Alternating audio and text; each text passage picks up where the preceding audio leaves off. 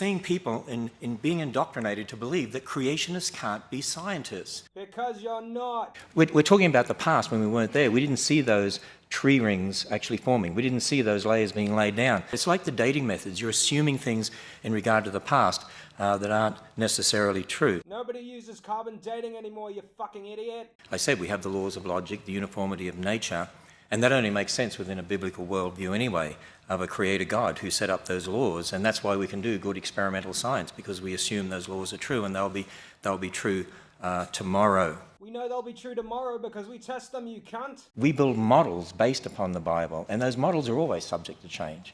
The fact of Noah's flood is not subject to change. Everything is subject to change in science, oh my God. What, if anything, would ever change your mind? Well, the answer to that question is, I'm a Christian. Oh, here it comes. And as a Christian, I can't prove it to you. Oh, he about to do it. And no one's ever going to convince me that that the Word of God is not... I'm going to shoot this man!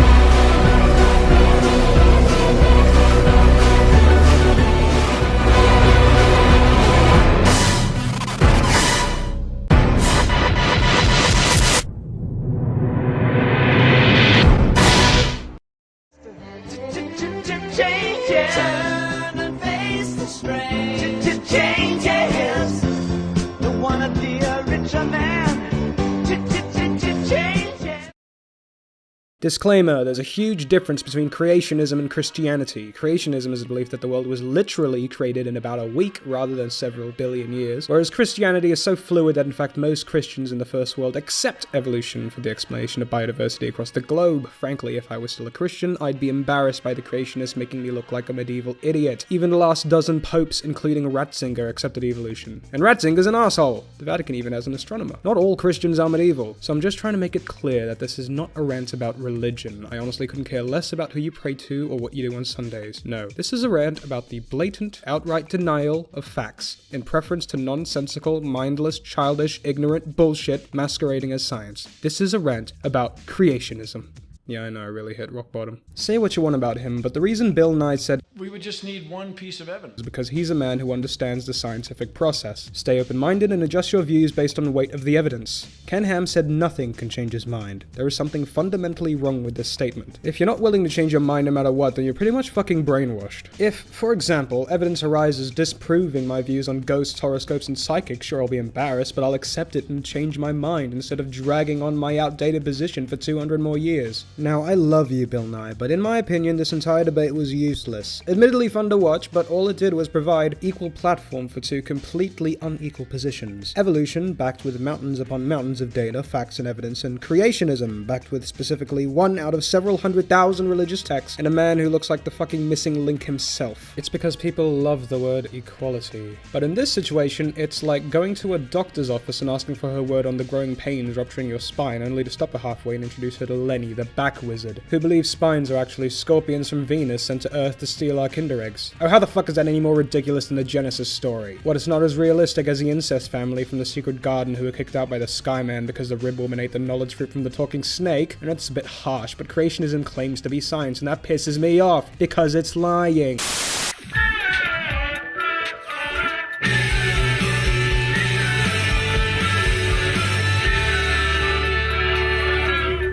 Charles Darwin and other naturalists in the 1800s, such as Alfred Wallace, collected a sufficient amount of evidence to conclude that all life on planet Earth share common ancestry with one another, from plants to animals to whatever Michael Cera is. This chaotic but balanced process is called evolution through natural selection. Evolution being the random and subtle genetic mutation spawned when two organisms fuck each other dry, and natural selection the subsequent extinction of species whose mutations were not suited for their surrounding environment. So let's say a frog gives birth to a cluster of babies, each one subtly different from one another because of the mixing of DNA. Some of them have slightly short and stubby legs, while the others have legs for days, and every variant in between. Then an arsehole snake comes along and tries to eat them. The short-legged frogs get eaten for obvious reasons, and the long-legged frogs don't have enough energy to support the extra length. Wish I knew what that was like. But the frogs with the perfect energy-to-mass ratio managed to escape and spread their genes. Multiply this over billions of years with 99.9% of extinct species on this planet.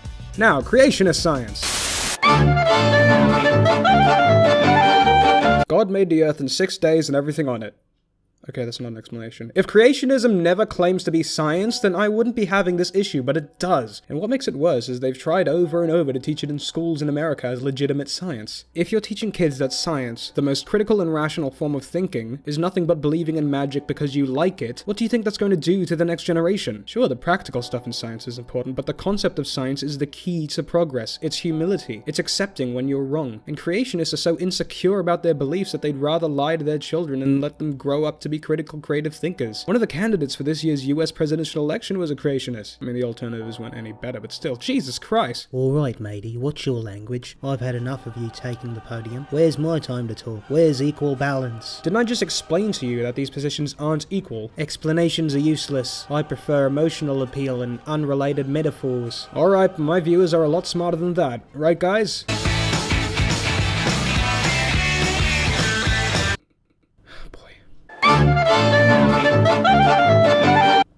Okay, so God made the earth in 6 days and... Yes, I already read that out to them. And you're still not convinced? No, because it's not an explanation. Telling a story isn't evidence. Oh, don't talk to me about evidence. If evolution happens, then why don't we see it every day? Because we can barely comprehend a year, let alone a million years. How do we know wind and water erode rocks? Because we can measure and estimate. In the same way our knowledge of geology estimates the origins of canyons and caves, biologists across the globe, religious or not, collectively agree on the origin of today's living species. You know you can believe in a creator without believing every single Bible story to the point. Well, if everything isn't orchestrated by a divine being, then why is there so much beauty in the world? Why do I tear up when I look at a valley of beautiful trees? Why is there so much order and peace in this world that was clearly made for us? No, you're doing that emotional appeal thing again, stop it. And to answer your question, the concept of beauty originated from survival benefits. For example, we find trees and high vantage points appealing because of early survival tactics. The animals who didn't feel compelled to hide from predators and grow attachment to these things died very easily. Our emotions are descended from the survival instincts based on the ever-changing ecosystem at the time, as to do with order and peace. Are you sure about that? If there's so much order, then why does the vast majority of the overpopulating human race suffer en masse on a daily basis? I'm not talking about man-made sin. Why did the bubonic plague happen? Why are there floods and droughts?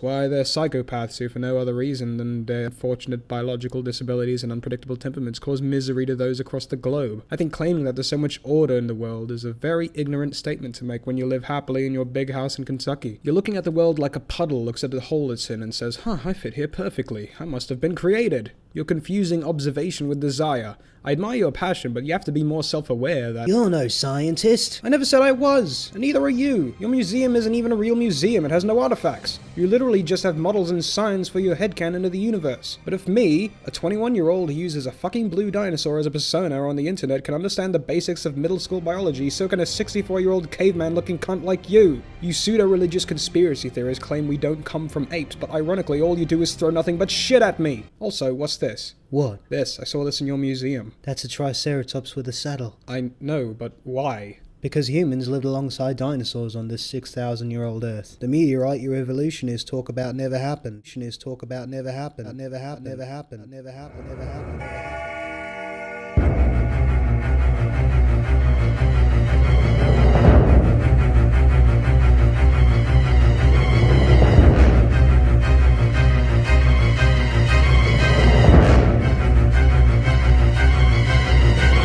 Bung, you alright, mate? Yeah, no, sorry about that. You're right. You're right. The Earth is only 6,000 years old. Forget everything I just said. I already have.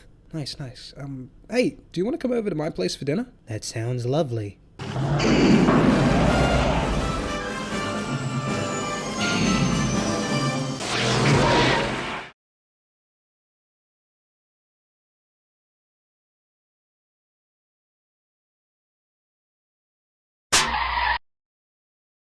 Here we are. Everybody, we have a guest. Be nice.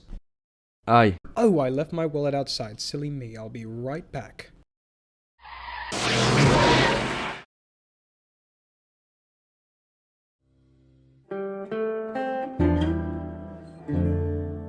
Would you like some potato salad?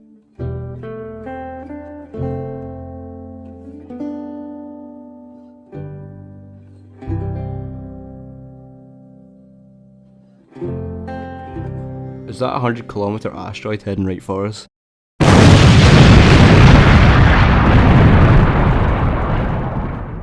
This just in, excavators in northern Mexico have just uncovered something that will shock the science community. The fossilized remains of a primitive Neanderthal in a gray suit, leading scientists to speculate that our early cousins dressed like boring car salesmen. Close enough.